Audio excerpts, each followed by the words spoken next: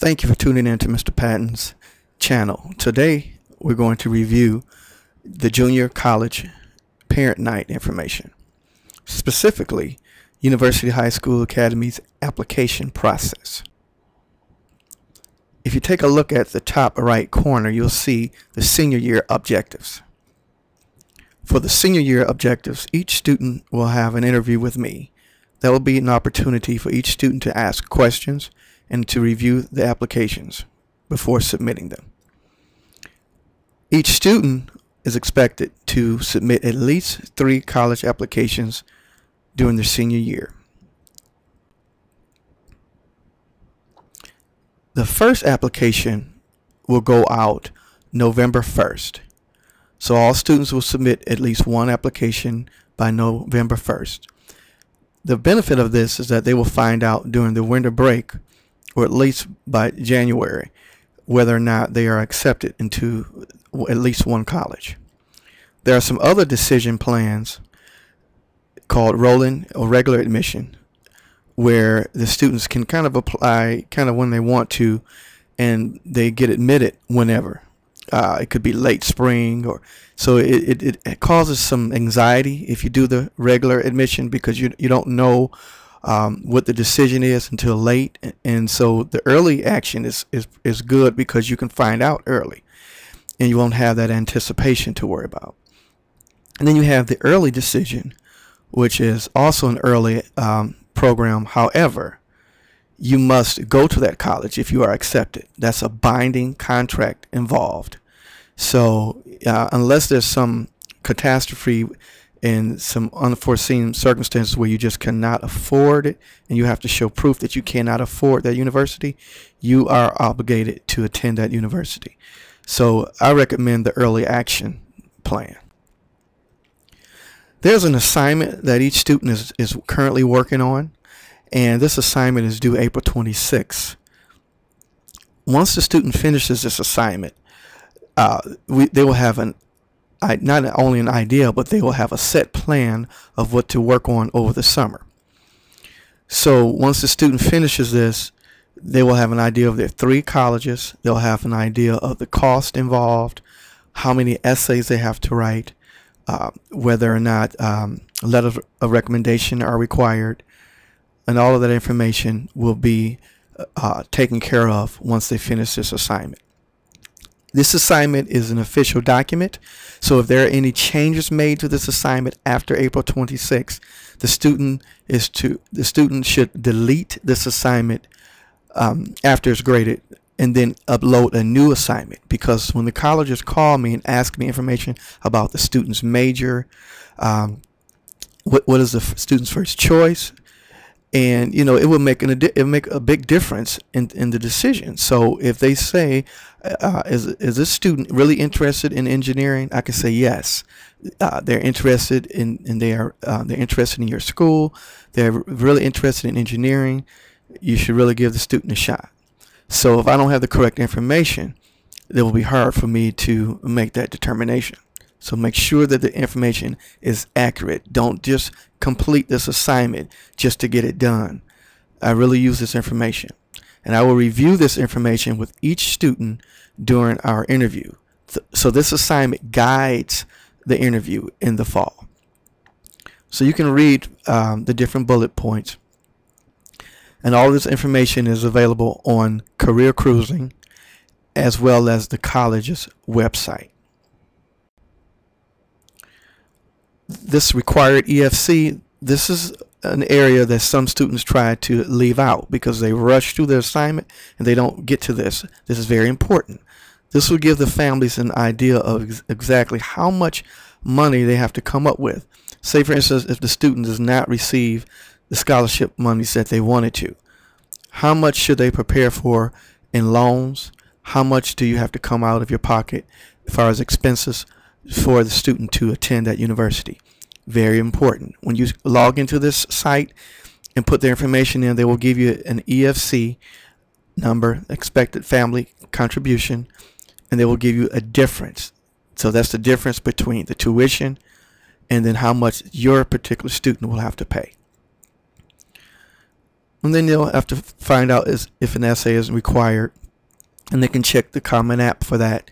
And we will be doing Common App assignments later on in the year. And of course, the college website. Letters of recommendation. They will be able to find that information out on Career Cruising as well as the Common App or the college's website. In terms of recommendations, students should make those requests themselves. Parents should not make those requests. Only the students know what type of relationship they have with that particular teacher, and it also shows that the student is responsible and independent, something which our colleges are looking for. They're looking for students who can think for themselves and who have independence. When they upload the assignment that we reviewed, they will also load their letters of recommendation requests. That way I will have them on file. So when I have to write a letter, I'll have all of their information handy electronically. I would like for them to give these letters of recommendation requests, if required, only if the colleges require them, give them to the teachers by the April 26th deadline. That way the teachers can work on them over the summer if they desire.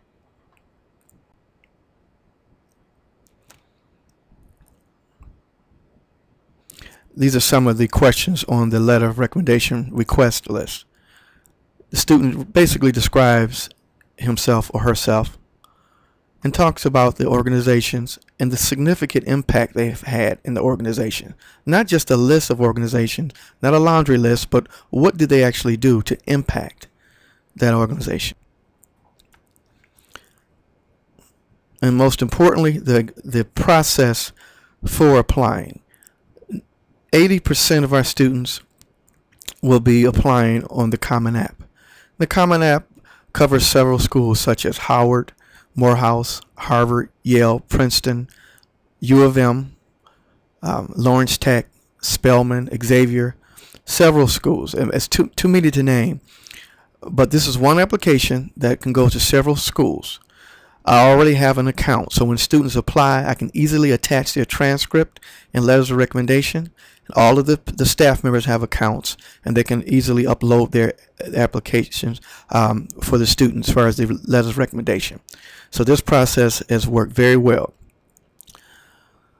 So I will upload the transcripts automatically. Students do not request transcripts for Common App. Once I get a link and I know that the student has applied, I would automatically do that. Now you have the separate online process. That's a process in which the students will go to the college's individual websites. So these are for the schools, only for the schools that are not on the Common App. If they're on the Common App, the students are to use the Common application for that school only. Now, if the school does not have an account with the Common App, then the student will go to the separate website for the college. For example, Michigan State, Western, they are not a part of the Common application, so the students will go to that particular website. Once they fill out the application, they will request their transcripts via parchment. I get a notification and I will upload their transcript by clicking just one button, and the transcripts will go directly to the school. By December 14th, all students will be registered for parchment, and they'll be all set for that process to go smoothly. There are some schools who use send.edu, and the students will know that when they apply. They'll see something where they have to add my name, and I'll get an email saying that the student has applied to Hampton, Grace, Drexel, Cornerstone, and some other schools.